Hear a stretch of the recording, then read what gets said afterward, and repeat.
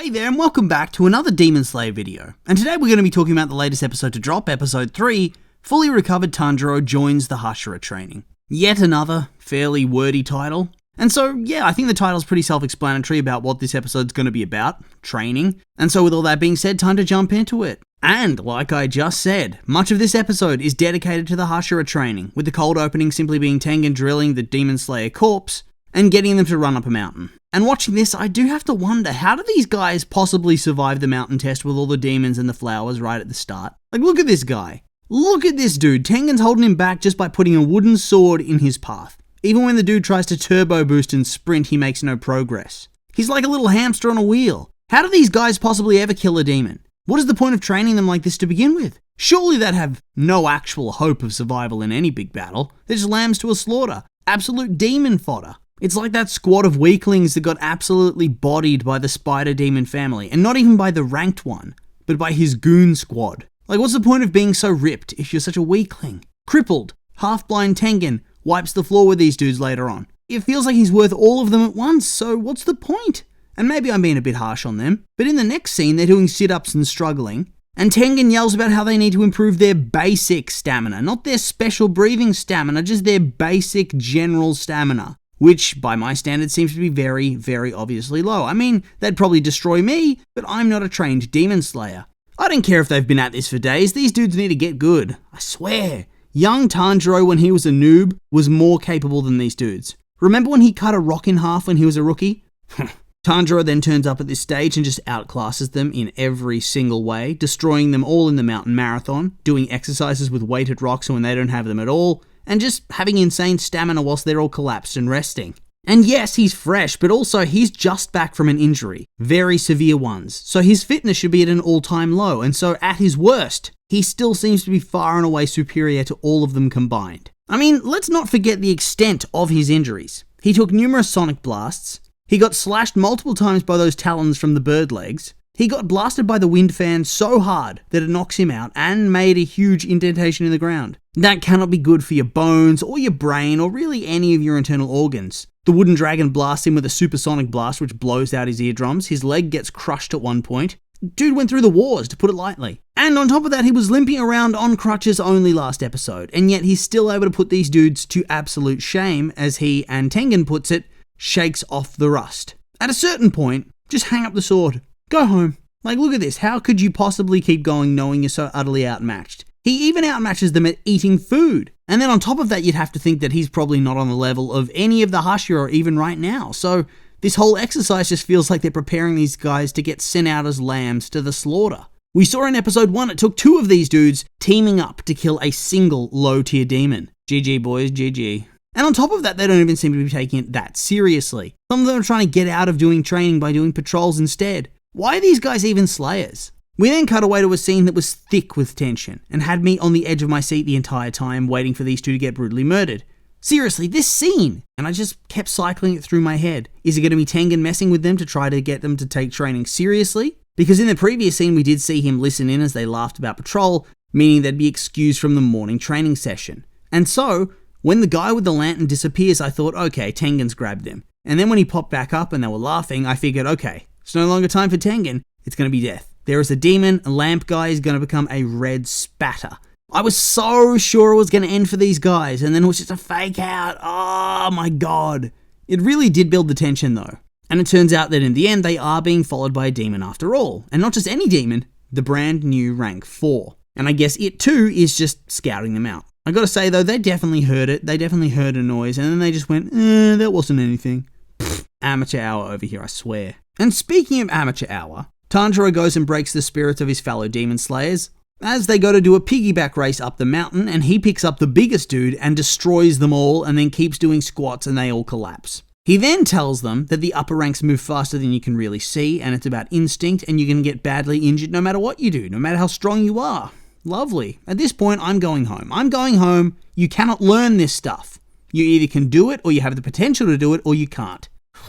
Although I will say, I know I've been clowning on these dudes, but the training is actually really insane. Just a warm-down marathon, just a casual warm-down marathon, he says, around that distant mountain. Tanjiro eats it up though. And I also gotta say, I just love how the Hashira that Tanjiro spends time with, they always start off sort of being kind of rough, and then end up just loving him. Rengoku, Tokido started to value him a lot, Kanroji too, and you can see how much Tengen likes him from this episode alone. He coaches him completely differently from the rest. No tough love, just admiration at how far he's come.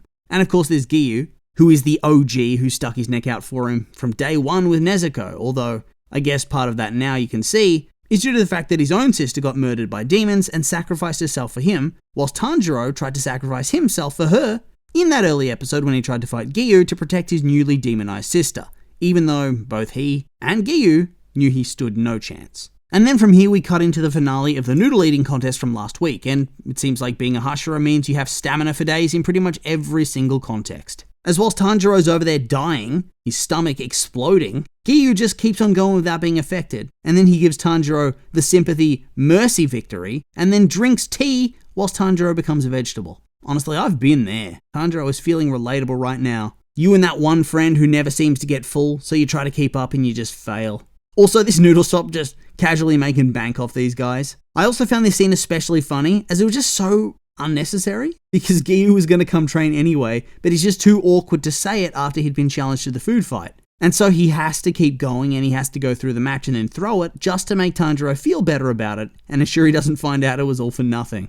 Then we come to a really cool scene where the Snake and Wind Hashira meet up to, 1, pretty much confirm my thoughts on the trainees, that they're not useful at all, and they won't be useful in those final battles. I mean, maybe they can fight the low-tier demons, we'll see. And they also talk about Muzan's castle, and how the demons are currently in hiding, so this, along with that scene with the Eye Demon following these guys, is surely building to that big showdown. Maybe the trainees will get attacked by the demon army, and maybe they'll hold their own. Whilst the named main characters are very, very obviously scheduled to fight against Muzan and the upper ranks. And then, what do? Oh, they offer us a big tease for a sparring match between the Snake and the Wind guy. And what do you know, they don't follow through with showing us that and instead go to a scene where Tengen's wives give Tanjiro tea and thank him for saving their lives in the brothel arc. I mean, the entertainment district arc. And then they tell him how Tengen feels guilty for leaving the corpse and that he still wants to fight. Which I found amusing because in the next scene, he tells them to go out into the dark forest on the mountain, the trainees and Tanjiro that is,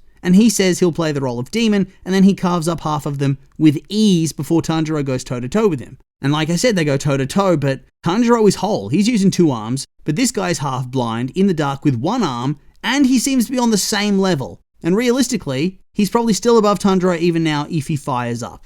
Come on, fire it up now! And I do wonder, was this scene just to have a cool moment where the strategy becomes apparent for the low-tier guys? That whilst individually they do have no chance of fighting, if they all fight as one alongside a Hashira or Tanjiro or whoever, maybe they can serve as a distraction to help get that kill. It's like Lord Farquaad says.